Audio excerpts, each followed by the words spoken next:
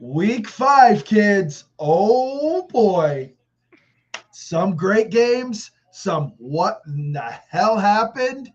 And like I said, great games and what the hell happened. Awesome week 5, sir. Nutmeg, your boys, powerhouse, my guys, by the skin of the teeth. But like I always say, 1 point better is all that counts. It seems to be a fitting way to conclude week five for us because that seems to be the theme of the season for both of our teams. Yeah, like why would I want to win by more than like 5 points? That's not fun. It's But yes, much impressed with Indiana Jones. And like I said, I'll take it however I can get it in the NFC South. But the NFL has been a crazy day. Some interesting stuff has gone on, sir. What are you thinking? Bucks McGee as we kind of both wind up uh, enjoying a victory Monday yet again. Uh, let's talk about our teams first while we've got high energy. Your Bucks, yet again, a stunning from behind victory. You can't seem to win any other way. So you withstood quite the offensive performance from Sam Darnold in this one. We bounced back from Philly. Philly was a rough loss, had to swallow the pride a bit. Go to Seattle and literally points aplenty. I'm sitting there going, oh my God, this is going to be unreal. The first half was 13-7. So I'm like, okay, it's going to be a close one. We're going to edge this out. And I end up being something like 21-14, something weird like that. Nope. The defense has said, we're not going to play anything. And next thing you know, points are just pouring out the second half. I give Seattle credit.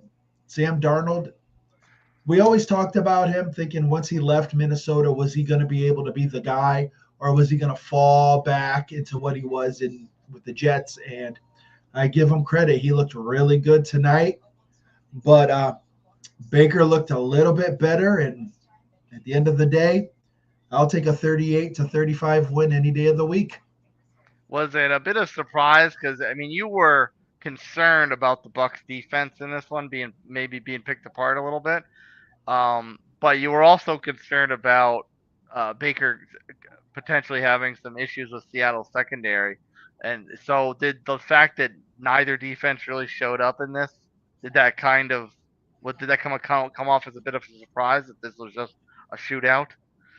Well, with Seattle, they had some injuries in the secondary, which I'm not gonna lie. When your opponent's secondary is kind of nicked up, you take that for what it's worth. Our defense, for whatever reason, the secondary was a little off. Sam Darnold was throwing slants, and that's how they were living off the slants with our defense, our secondary. So you had to give them credit for that. But at the end of the day, it was just which defense was going to hold up just enough or make the play that was going to win it.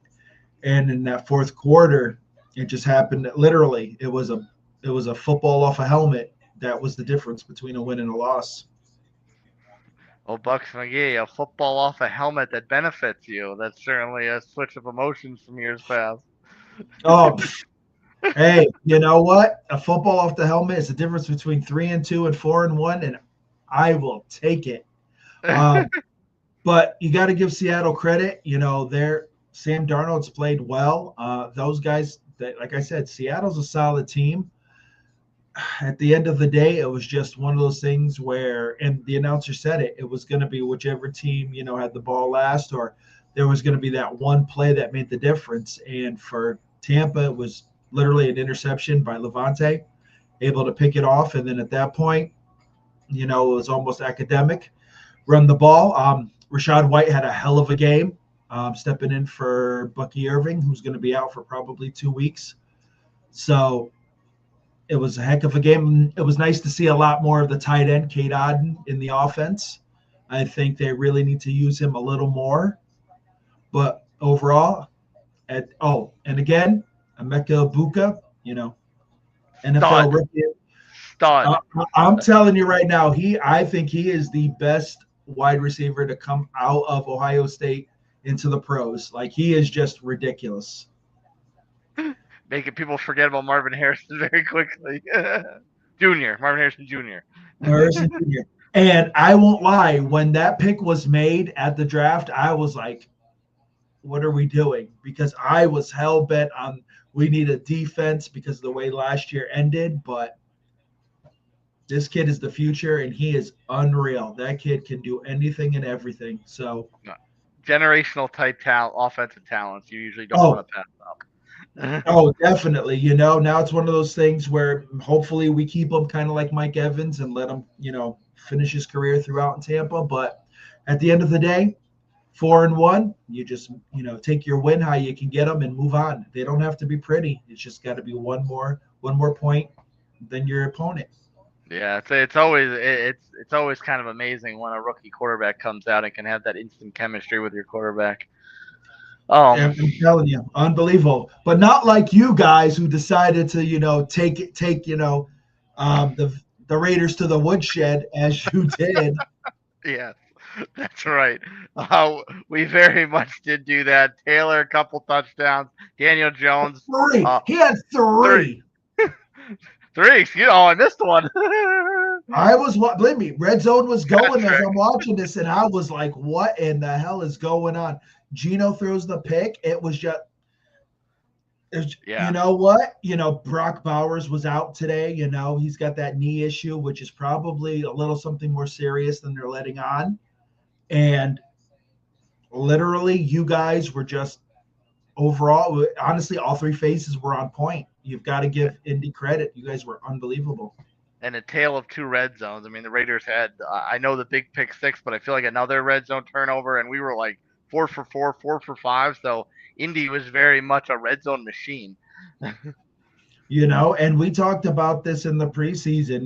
Was Daniel Jones going to be the guy, or was this just going to be a hot mess for the season? And Indiana Jones again. Got to give him credit. I kind of had a feeling. I mean, I had it. I had it felt like with a little bated breath, just because of how things went in New York.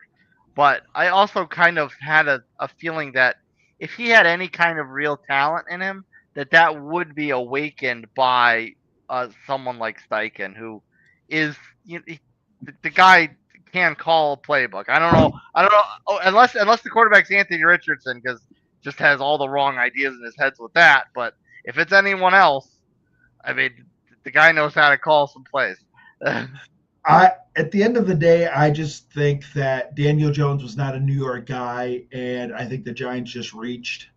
And at the end of the day, it kind of reminds me of the Sam Darnold, Baker Mayfield journey. You kind of have to, you take your lumps with, your first team, and then you got to go through the process, and then you find your spot. And I think with Indy, it's just a perfect fit for him. He doesn't have to be the guy. There's no, constant 24/7 New York, news on you. If you mess up, you lose a game, they're constantly on you. I think Indy is just the perfect marriage for him. Yeah, and it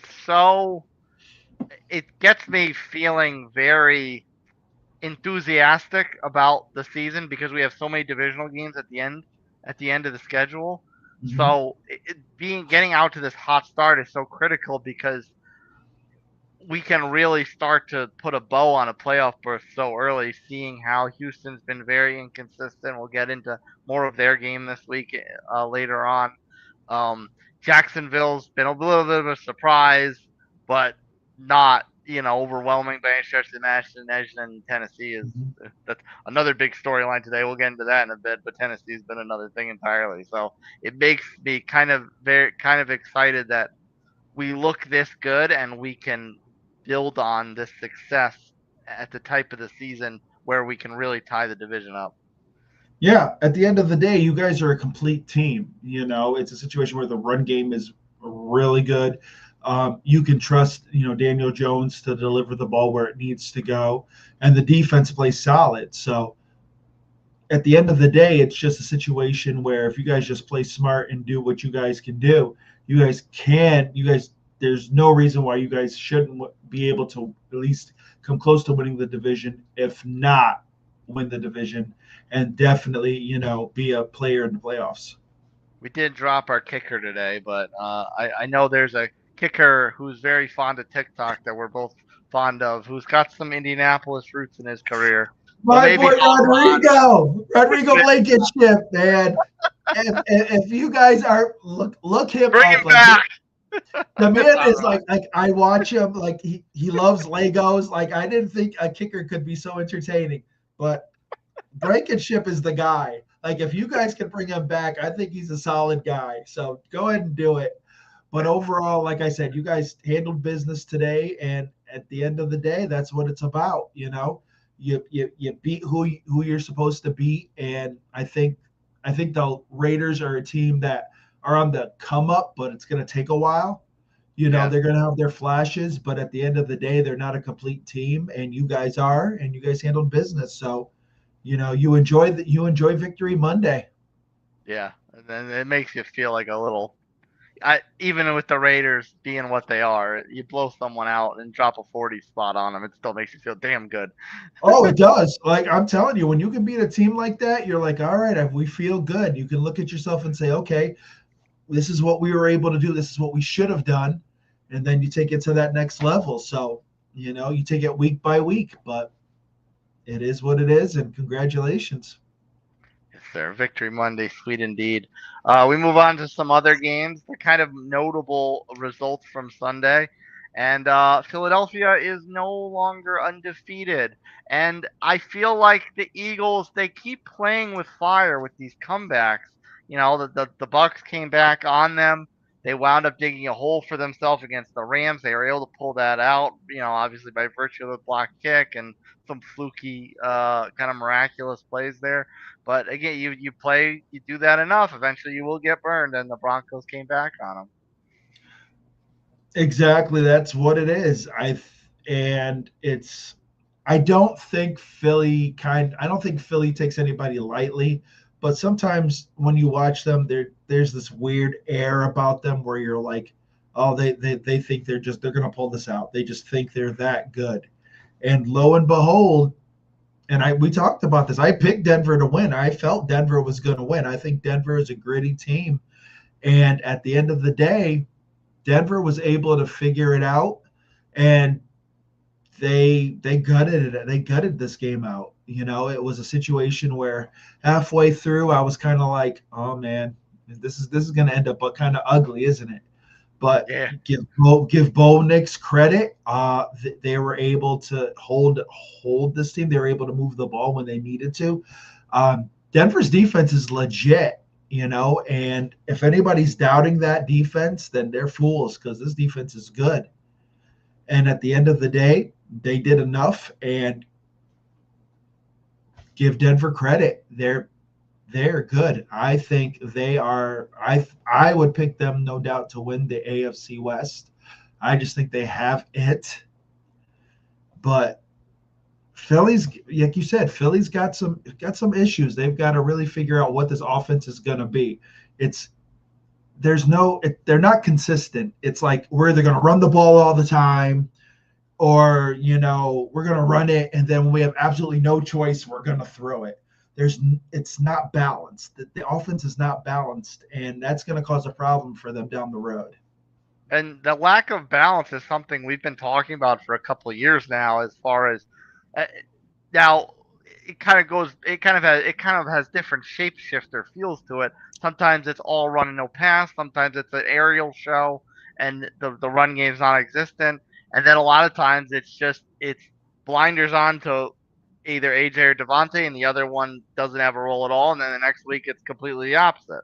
So like that lack of balance is something that's now starting to rear its ugly head, because those two receivers have had some words in the past week about their lack of satisfaction with the offense. So it's almost like Yeah, you're noticing this now. It's been going on for like 3 years. I think when AJ Brown is talking, people are like, okay, it's just AJ Brown or Yeah. whatever. When Devontae Smith says something, people all of a sudden say, wait a minute, this could hold some credence to it. And this is the issue. Like, it's great that you know you can throw the ball, and you've got this quarterback that, you guys can have this aerial attack when you want it, but it's not like you just tuck it away and then pull it out when you want it. It needs to be a consistency, because you can't tuck it away for 2 or 3 weeks and then just all of a sudden think you're going to whip it out and it's going to work. It's one of those things where, okay, the run game is your bread and butter. We understand that. Saquon has been the guy since last year, but everything needs to be consistent. You need to have a fluid offense, pass and run. Even if it's a situation where you go to one more than the other during a game, but there needs to be something there, and it's not. And now all of a sudden, you've got your number 2 wide receiver sitting there saying, "Hey, we're not passing well. There's an issue here." So this is the problem in Philly, and they need to figure it out quick.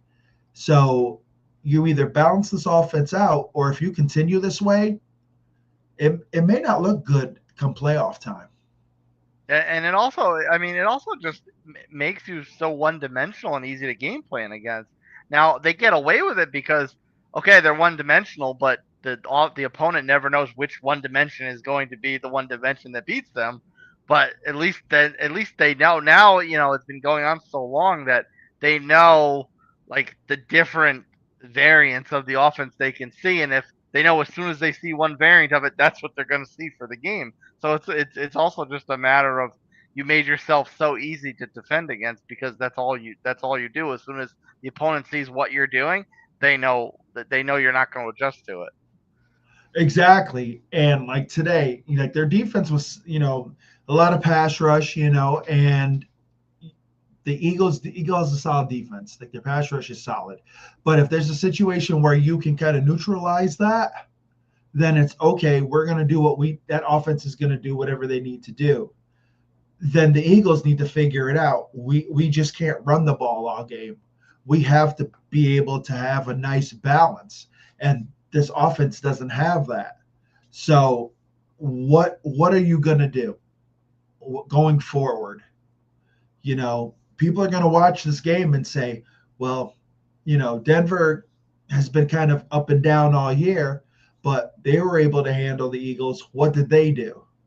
As long as you've got an elite defense or close to an elite defense, you've got a shot against the Eagles. The Eagles, for them to come back and go back to back, they've got to be able to balance this offense out. You can't just say, okay, it's going to be Saquon today and then, AJ and the boys tomorrow. It needs to be a marriage of both. If not, you are very quick to be bounced in the first round. Yeah. Now, a moment ago, you brought up Denver's potential favorite status as far as the AFC West is concerned, and the tune's a little changed in that one. I mean, yeah, the Chiefs are starting to get back into it, but by the skin of their teeth and kind of fragilely so. But the Chargers, who, we thought, hey, this is the year they're going to turn around, they got scraped this week against Washington. And this is Jaden Daniels coming back off an injury. And, the Chargers broke first blood. They got on the board first. But after that, they did not remotely look in control of this game at all. Washington was up and down the field. Chargers move the ball, have a turnover, get forced out on downs. It's just a lot of ugliness. I tried to give the Chargers the benefit of the doubt. I was like, all right, Baltimore, I'm done with you. Boom. Fraudulent penthouse. I put them up. I'm like, the Chargers have finally figured it out. And here we go. The stinker. But, teams,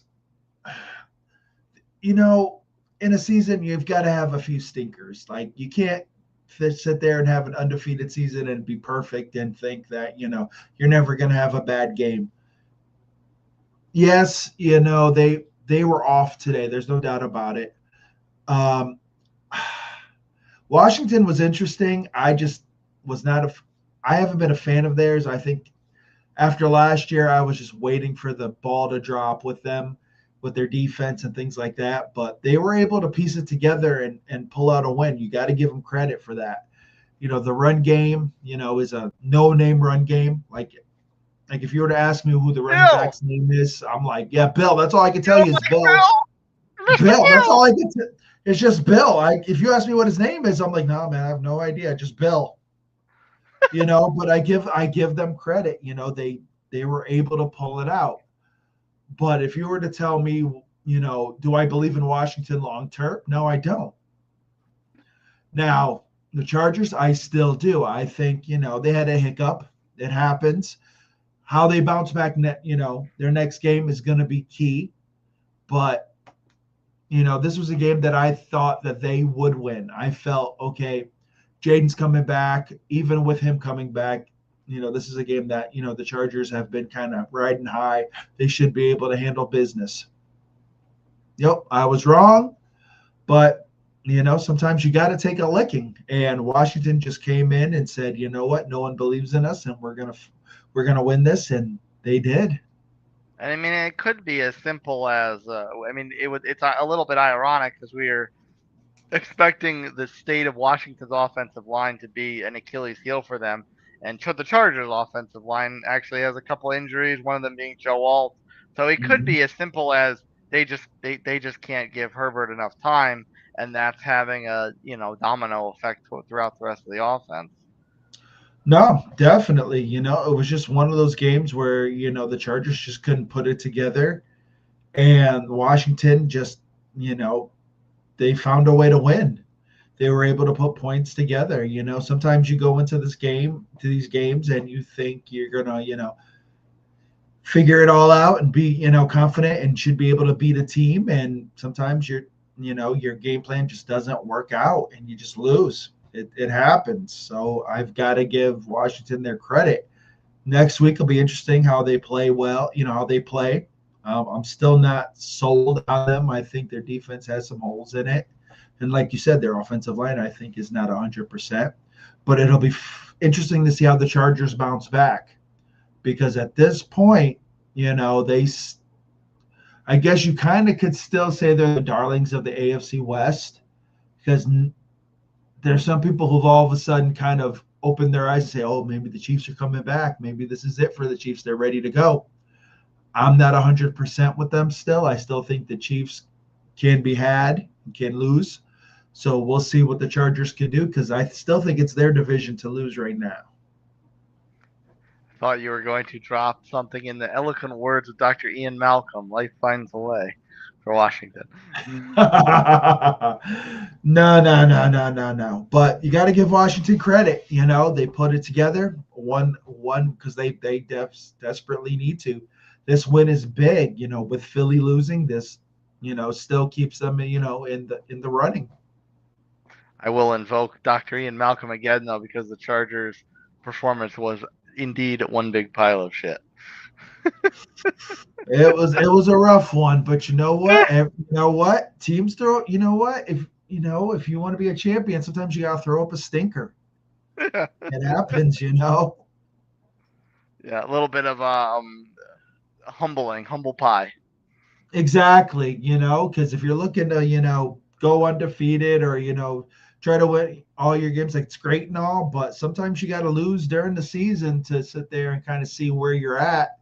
And then you can go from there. But, it was a rough game, and I'm sure Washington will be able to sit there and figure it out. It's a long season still, but like I said, with Philly losing, that kind of helps them out, the way the division balances out. Speaking of stinkers, you could argue that the NFC West is one big pile of stink. We talked about the Bucs comeback on Seattle.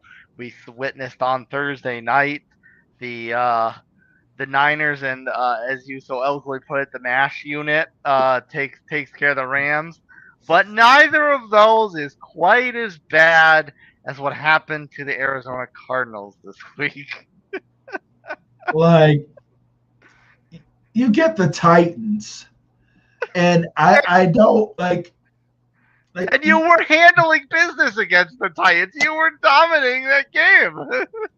I don't know what happened where all of a sudden the light switch went off and you guys said in Arizona, I don't know what to do. We're just going to kind of just fumble our way through the second half.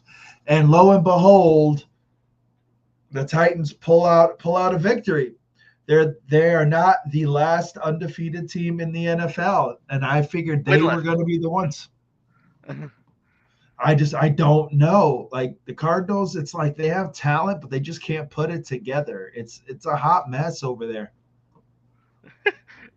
Amari DeMarcado, the would-be hero of the previous Thursday nighter, had they been able to hold on to that, had his own version of Leon Lett, which would have not made the Titans comeback matter if he just could remember to cross the goal line with the ball. Like seriously, like common sense dictates you got the ball, wait 2 or 3 steps after you've gotten in to do your thing or whatever. But I don't know, man. Arizona, it's like I said, they have talent, but it just seems for some reason it just doesn't fit. There's something not there. And to lose to the Titans is rough. It really is. And now you've got to sit there and say, okay, we had a chance to really do something in this division. Seattle loses. And, especially like the Thursday night game, you're like, okay, all we've got to do is win, and we're feeling good. Nope. You let the Titans beat you, and now you're sitting there looking like a bunch of fools. And I don't know if it'll happen in midseason because they're still, despite these lapses, they're still fielding a competitive result so far. They're just in not the most impressive way. So I don't know if it'll happen midseason, but what do you think is the first chip to fall? Will Gannon be fired, or will they say, all right, the Kyler thing's not working out, we need to blow this thing up? It's tough, man. It's almost like you always say, because like you always say, you could fire Gannon and bring someone new in, but like you always say, the quarterback's not the new coach's guy. Exactly. So it's like you fire the coach, you bring in a new guy, and the new guy's like can sit there and tell ownership, yeah, your quarterback sucks. So I'm gonna roll with him, but once his contract's up, I'm done with him. Like he's not good. It's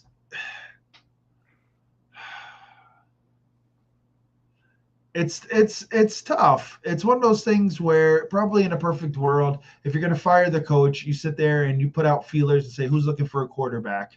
And then you just ship them off and then bring in the new guy and say, okay, we're going to draft you a new guy. Let's get it going. I don't know. And I can't put it all on Kyler because I don't think he was horrible today, but it's just. No, he wasn't. Yeah, he wasn't. So maybe it is the coach. I don't know. It's really weird because it's like you look at them and it's like Kyler does okay. The coach, then you look at how the game is coached, and you're like, it's not horrible. It's almost like a snake bitten thing. Exactly. So it's to the point now where you just gotta let it play out, and then at the end of the day, ownership sits there and says, okay, it's either the quarterback or it's the owner or it's the coach. Where do we want to go? And you go from there. But I think with Kyler and what's gone on with him throughout his career, I think ownership wouldn't have a problem saying, okay, let's trade him off and then just move on. Yeah. We know Cleveland likes to take chances on problematic quarterbacks, so I'm sure Kyler Murray can't be any worse than the last one they tried to bring in. If I was Kyler and they told me they were sending me to Cleveland, I'd say, you know what, I'm going back to baseball. I don't have time for this. I am not doing this. Hell no. Call DAs. Hey, how's Vegas looking next year? Exactly. It's like, all right, you guys got that stadium built? I'm coming. No. Football, gave it my all. See you later. See you later. I'll take my $100 million or whatever I made. I'm going to baseball. Give me my guaranteed money. And that would live in meme infamy from the quarterback history the Cleveland Browns has dealt with. The fact that Kyler Murray said, yeah, no thanks, I don't need this for anymore. Would say. Obviously, we're prophesizing a little bit. You see the whole list of names, and there's the one guy who said, nope, I'm out, and took his money and left. You're not putting me on this list. No, sir. He said, no, not my fault. Nope. Yeah. Unbelievable. So, by virtue of the Titans winning and no longer being winless, that sets up a very interesting day, Monday on WFAN, I am sure, because the Saints no longer winless, and the last winless team, the New York Football Jets. So this is kind of an interesting. The Giants and the Jets very much created a lot of talk on this Sunday for Monday morning. I was watching the highlight. I'm watching the Giants game. You know, it's popping up on Red Zone, and I'm like, all right, Dart, come on, man, you're the guy. Like literally every highlight is a pick. I've never seen a guy throw so many interesting picks in my life. From I know Spencer he's a Rattler.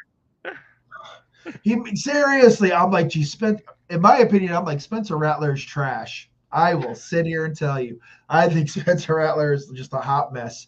I'm thinking Dart is going to come in here and handle business because I texted you. He throws like 2 touchdowns, and I'm like, oh, he's on fire. It's going down. Yep. I'm waiting for Scattaboo to do his thing.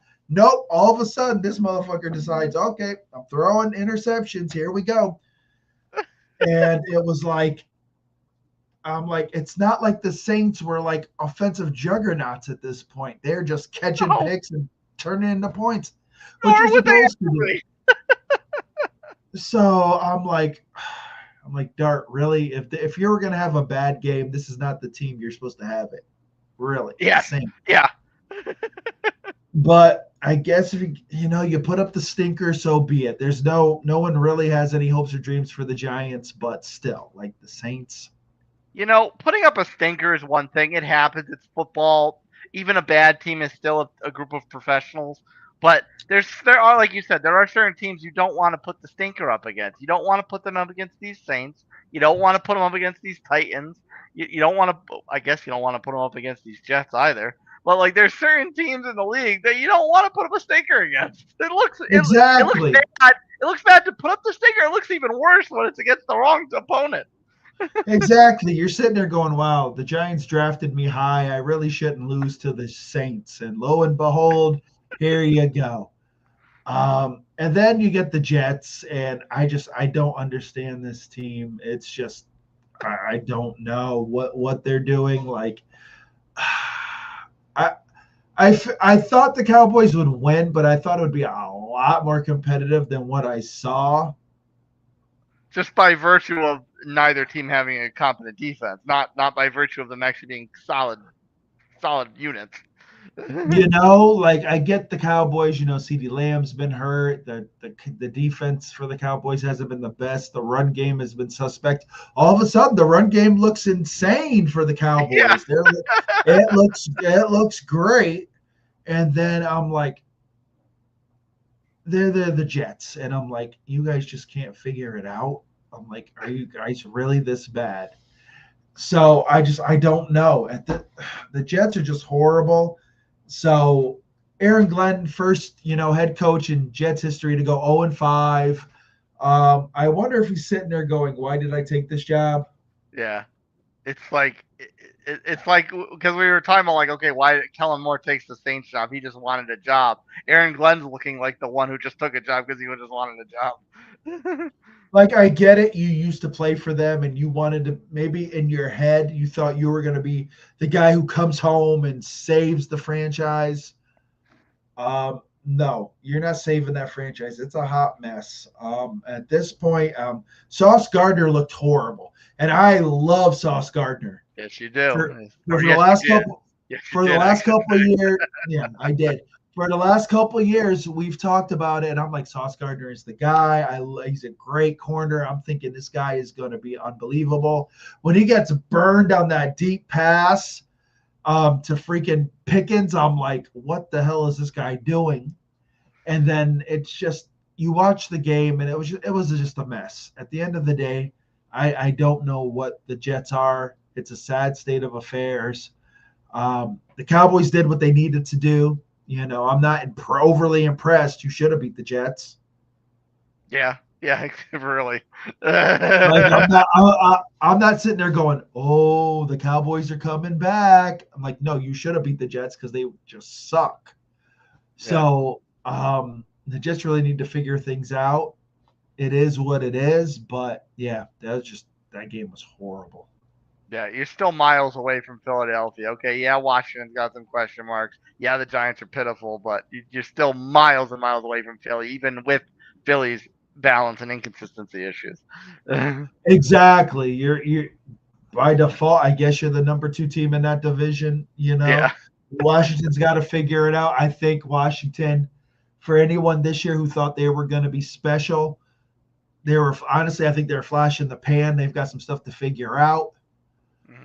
So Phillies, you give Philly the division by default, but the Giants, we knew what they were going to be coming into the season, and it was just a matter of time before we saw Dart start.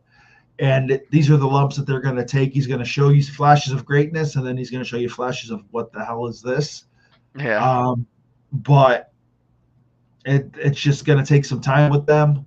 But the Jets are just a mess, and until they figure it out, and honestly, I've got to give Aaron Glenn another year, so I'm not going to dump him and say he needs to go. Yeah, no, you can't do that. Give him another year. But if guys like Sauce Gardner aren't playing to their full ability, then maybe you need to start getting rid of some of those guys and just rebuild it. Yeah. Are you gonna dial back to our roots on Monday morning and go find WFAN on the internet radios? No, I don't want to listen to that mess. I won't lie. On Twitch, I'll watch those guys. Like sometimes I pop it on and I'm like, and then they're sitting there going, "Oh man, blah blah blah," and I'm like, "I could have told you they sucked. I could have told you the Giants sucked, but whatever."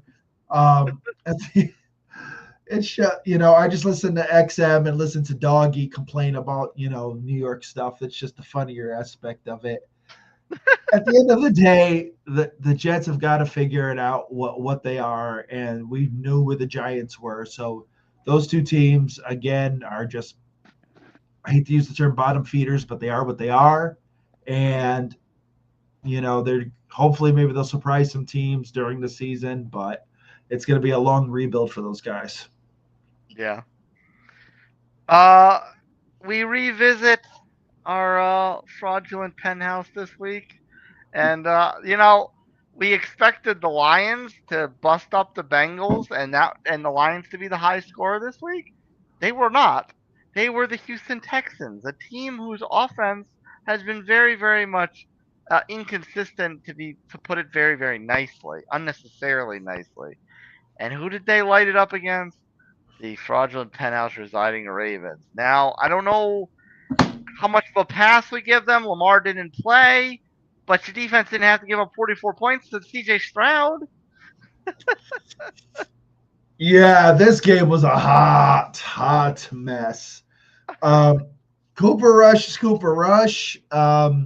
We know people who know Cooper Rush know he kind of saved Dallas a little bit a couple of years ago. Kind of, was the guy who kind of, was a decent backup. Though me and you do believe that Ben DiNucci should have been the guy in Dallas. Ben DiNucci. And for all of you guys who don't know Ben DiNucci, look him up. But yeah, all of a sudden the Texans decided to put up some offense and literally tore this Ravens team to shreds. The only highlight for the Ravens was that Derrick Henry, I think he tied Walter Payton for like 5th all time on touchdowns in the NFL rushing, which is great. But that was literally the only highlight. This game was a hot mess. And at the end of the day, the Texans offense looked like what they should have looked like last year. Yeah. Yeah, that's fair to say. I don't expect this to happen again. I think maybe next week they'll put up maybe 20, 25 points. I don't think they're going to put up, they'll all of a sudden they've figured it out and they're going to start putting up 30 plus points a game. I think they just played a wounded Ravens team that Yeah. just doesn't know what the hell they're doing. Their defense is a mess. Um, they don't have Lamar, so it was a perfect storm. So you can't blame a team for for winning. You got to do what you got to do. But if for Texans fans, I don't think this is they've turned the page and this is what your offense is going to be. No, no, no. I very much take this victory with a big grain of salt because the the Ravens defense is so terrible. It's so bad. I cannot get on the Texans are back bandwagon. Not that No, I want to, not that I want to anyway for obvious reasons. But even if I'm like trying to be as unbiased as I can, like I still cannot. I can't look at this and say, oh yeah, yeah, no, Texans are back. no, not at all. Now, if they pull something close to this next week, all right, then all of a Yeah, sudden we could have a conversation and say, okay, well maybe they figured something out. But as of right now, oh, they beat a wounded Ravens team, and hey, you got to beat who's on your schedule. I've always said yeah, that, so you can't. I'm not going to sit there and say, and take a win away from you. But like I said, if I'm a Texans fan, I'm like, all right, well they didn't have Lamar. They're pretty much beat up, so we should have won this game. What are we going to do against a yeah, team that's 100%? So you give the Texans credit. They handled business. They won a game. They're surviving in the division, but the Ravens at this point, just it's a joke. It's yeah. time to move on. I just don't believe in them at all. No, a win is a win, and this being a conference win, especially if the Colts can continue what we're doing, a conference win is an incredibly important asset in a potential tiebreaker scenario. Um, Before we move on, do you think, regardless of Lamar's injury status, whatever, do you think this is the nail in the coffin? Are the Ravens done this year? They're now what 1-4. Part of me would say yes, but let's be honest. If the if the Bengals of last year were able to kind of at least be in the conversation till the end of the season, then I'll give the Ravens that much. But if you tell me all of a sudden Lamar misses another 2 or 3 games, then at that point I'm like, yeah, this is a wrap. Because Cooper Cup is decent, hey, he's an NFL quarterback, but I don't see him saving this team and winning 2 out of 3 games and keeping them in the loop. I just don't see it. So right now they're on watch. There's no doubt they're on watch. If they lose 2 out of their next 3, I don't think there's a way they can make the playoffs. Yeah, no, and it is a good point, being that right now the best team in that division is the Steelers, which is kind Yeah, of mind-boggling to me, but it is what it is. exactly. Because and know what? We're not the only outlet that would have said that. There were plenty of people that were like, Steelers, come on now. What the heck? I can't think they're be the third best team. But Yeah, they're coming up roses. You got to give them credit. They handled business. But now I think you really kind of see what the Ravens are about. And if they lose another couple games, then yeah, I think you have to look at Harbaugh and say, maybe we need a new voice, because yeah, everyone's like, well, for some reason, he can do no wrong, but yet they can't get over the hump. So yeah. there's got to be. That Super Bowl is aging, not very gracefully. Oh, it's aged. It's aged. It's done. Like you can't use that as a, well, he got us to a Super Bowl, blah blah blah, or we won. You can't use that. Like what the NFL is a what have you done for me lately league. That's what it is. And literally the last 2 or 3 years, Baltimore was the team that was supposed to handle the Chiefs and say, okay, they were going to end the reign. They were going to end the Chiefs' reign. They can't do it for whatever reason. All this talent, but they can't do it. So Yeah, now, your franchise quarterback is hurt. What are you going to do? If you can't if he doesn't bounce back, you don't make the playoffs. There's a question there. You've got to figure out what to do. yes. The only one that survives that "What have you done for me lately" phenomenon is, of course, your favorite, Mike Tomlin. the greatest 9-8 coach of all time. You know what? Give him his credit. He survived. You know, Harbaugh can't survive there in Baltimore, but there's Mike Tomlin. Don't ask me how, but you know what? Hey, so be it. That's just how the Yeah. AFC works. As we wrap up our early Sunday action, we'll do another two-part topic. I gotta ask, which one is more impressive to you? Which one was more impressive to you? Carson Wentz's late go-ahead touchdown in London to down a very spirited Browns effort. Defensive performed well. Dylan Gabriel put up a solid effort in his debut. Was that more impressive, or Bryce Young's late victory to kind of seal potentially Mike McDaniel's fate in Miami? Wow, that's wow. Wow, that's I don't know who to pick. I literally it's a flip of a coin. I'll because I've got ties to the Panthers. I will give them the slight edge. Dave Canales, I have a soft spot in my heart for Dave Canales. I have a soft spot for him, so I give them credit. Miami's a hot mess. Miami just needs to fold it up. Like, I just don't get it. I don't know how Achane only runs like 15 times for like 17 yards, can't do squat. But he's like key in the receiving game, but can't run the ball. Oh, he's the new Reggie Bush, basically. He's and the fact that the Panthers' run defense gives him 5 yards to carry. Like, I figured Achane was gonna bust a massive game in this one. Yes. Now, mind you, I don't promote gambling in any way, shape, and or form. But, you know, in my little dabble, I was like, Achane's a winner. I'm like, yeah. Nope. That dude blew me out. I was like, you unnice person. You a nice person. I saved the cussing for not on air or anything of that nature. I'm like, how in the heck does he go for 10 carries for 16 yards? I'm like, what is this? All of a sudden, the freaking Panthers are a run-stopping defense. I'm like, get out of here. But you know, at the end of the day, you know, you give the Panthers credit. Like, it's such a bad franchise. But you know what? They're playing for pride, and I give them credit. They have it. Miami doesn't have it. Miami is a hot mess. Just McDaniel, just move on with your life, and just implode that whole roster. It's a hot mess in Miami. Do you think Black Monday is going to come a little earlier for Mike McDaniel than we would have otherwise thought? If he loses one more game, there's no doubt. Okay, so you give him one more I'm gonna give him one more because I just don't think Miami knows what they're doing. I think they're just a horribly run franchise.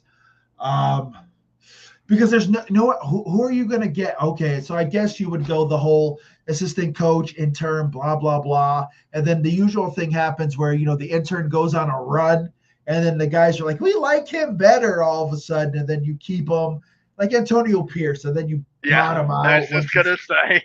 Like, you know, Antonio Pierce, and then he bottoms out once he's named the regular coach.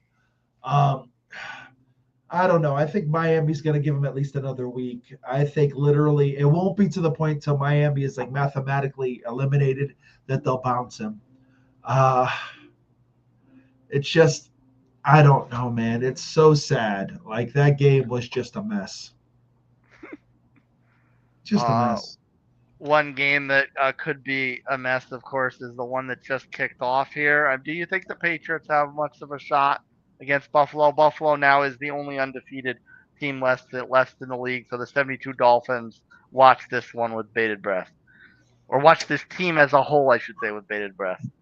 I would say yes, New England has a chance, but I think Ramon Stevenson literally just fumbled the ball because he's just a hot mess. So no, I think what's going to happen is Buffalo will win this game, but New England will shoot themselves in the foot either, you know, because like I said, they fumble and they're a rebuild. You know, I think everyone wants to sit there and say Vrabel's there. He's a New England guy. He's going to flip it around. I said gave New England like 7 wins. I think they're a year or two away from really like turning the page. Um, but at the same time, the way today is gone, it's still Yeah, early that's enough. right. It's still early enough where you never know. Drake May might go on a run here and throw for 400 yards and somehow pull this out. But I think it's just a situation where Buffalo should be able to handle business, and it may be ugly, but these are the games you're supposed to win. Yeah, I mean, we had another divisional game they played on Thursday night against the Dolphins. We thought this is ugly. This is not going to be worth covering. And they wound up winning by double figures, but it took them a while to get there. So the Bills very much like your Bucks, very much like the Eagles, like to win things in dramatic fashion and ugly ways at times. Exactly, but see, we are okay with that because like half our team is on injured reserve, so we're okay with that. I have a whole. I can sit there and say, well, half my team is on injured reserve, so I'm here scraping by. But the Eagles and everybody else, they have no excuse, you know. Mm, But it's one of those things where sometimes you just got to win ugly, you know.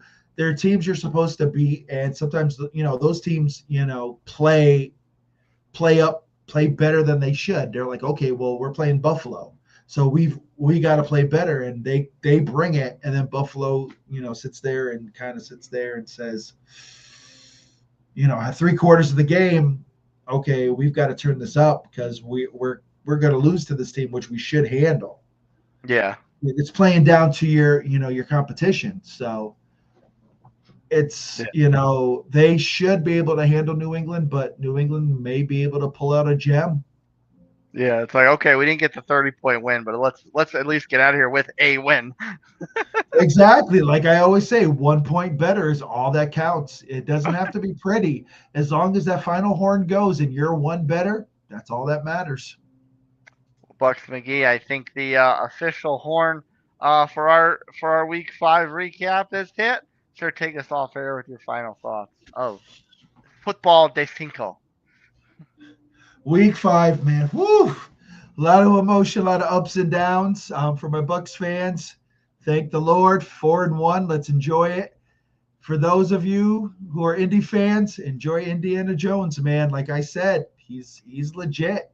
Got to give Indy props. Jets fans, I don't get it, don't understand it. Giants fans, well, we definitely understand what you guys are going through. It is what it is.